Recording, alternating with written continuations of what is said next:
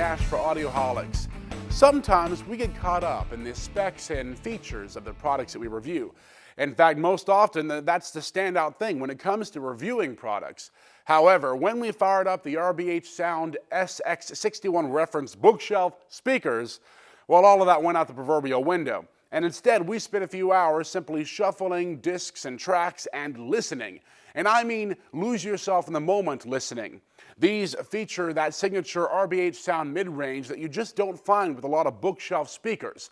They simply dissolve into the background and let you hear every nuance of the music. Things like snare drums played with brushes just become ear candy, and kick drums reveal that snap at the top.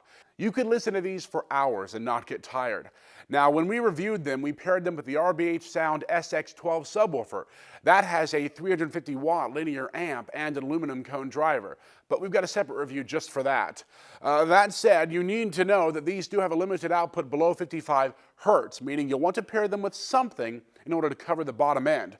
But when we paired them with the SX-12 subwoofer, we had one of the most natural, full-range experiences that we've ever encountered. And for $1,900 a pair, well, these speakers should sound good. And in fact, let me scratch that, they should sound pristine.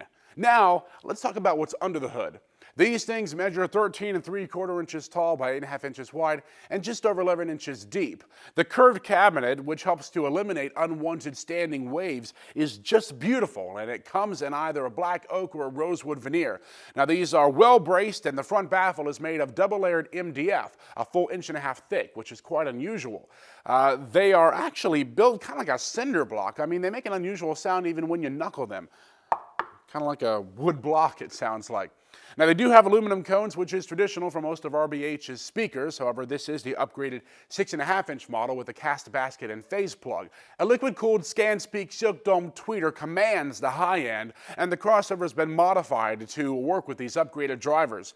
Now, just so you understand, this tweeter in particular is well known among audiophile circles and costs more than all the drivers in most bookshelf speaker systems combined.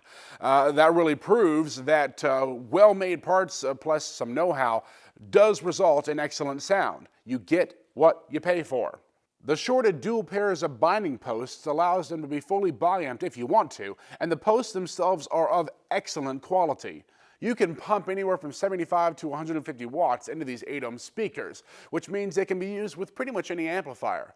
Sensitivity is 87 dB SPL at 1 meter, so in our opinion, the more power the better. I will tell you this though, we drove them with both a reference integrated amplifier and also a standard home theater receiver, and given the price, we recommend you give them as much power as you can so you get the most out of them. Okay, back to the music. Now, besides clarity, and the details are incredible in these, they also image well. Lead vocals come right out of the middle soundstage, and if you close your eyes, then you are at that live concert or right in the middle of the recording studio. And if you're not, well, then it's probably the fault of the mix engineer.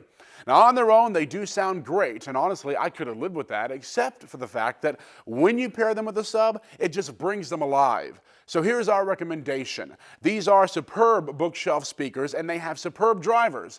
They just make you want to listen to music. However, they don't produce a lot of bass, and honestly, they shouldn't. That's where a lot of bookshelf speakers go wrong, is that they try to do too much. These don't. Add a sub, and they might be the finest system you ever listen to for the money.